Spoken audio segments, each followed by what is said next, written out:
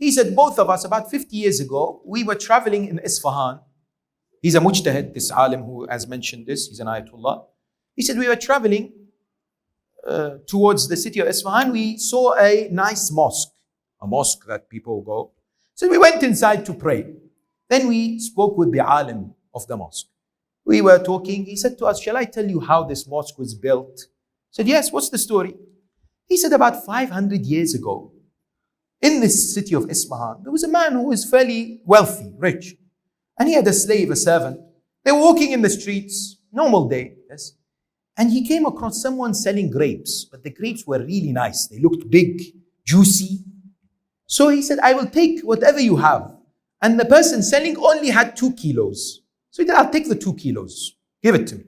He gave it to his servant and said, go home, take this grapes. I will join you. I need to finish some tasks. But it seems that this man loved the grapes so much, he was constantly thinking about it. So he came home, he rushed towards the kitchen, wanting to eat the what? The grapes. So he saw that there's no grapes whatsoever. So he looked at his wife. He said, where is the grapes I sent with my servant? She said, which grapes? He said, you know the one an hour ago. She said, oh, we sat, me and your children, and we finished it all. We had it all. He said, you didn't leave me with one grape? One. She said, no, sorry, don't worry, it's okay. He stormed out of the house upset. Sometimes this happens. I don't know, not over grapes, of other things. Yes? Right? So he stormed out of the house. She said, please wait, don't be upset. He didn't speak to her, he left the house. He walked. When he was walking, he went to a place where they sell land. He went to them and said, I want a big piece of land in Isfahan. I want to buy it now. He said, are you okay? He said, now I want to buy it. Big. Yes?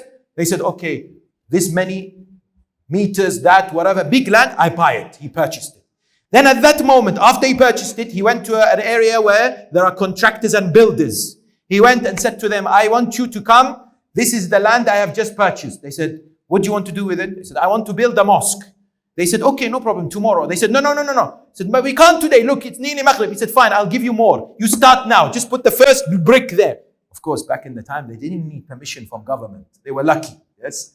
Now we have to get all these permissions and everything. So they said, okay, fine, you're giving us more money, we'll do. They went, they put the first 2 rocks for the mosque. Then he came back home, happy, smiling. So his wife said, did you find grapes? He said, no.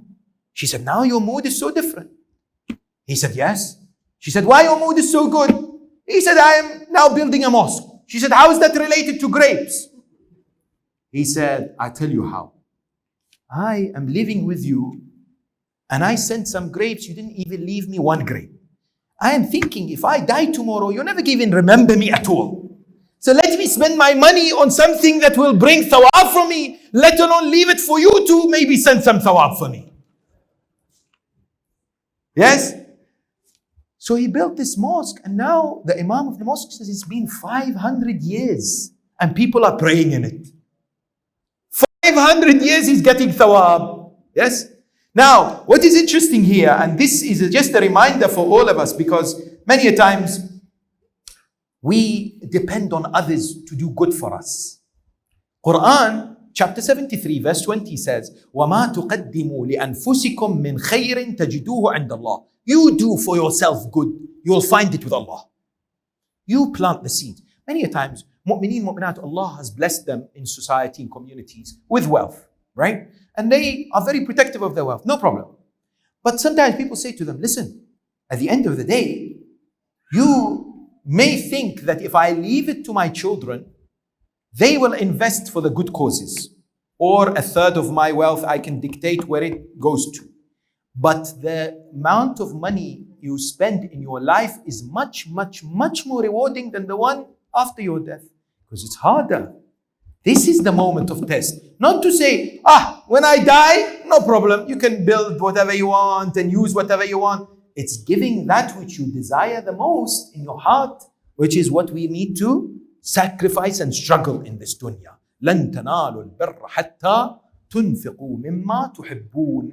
Allah says you will never attain righteousness until you give from that which you desire the most.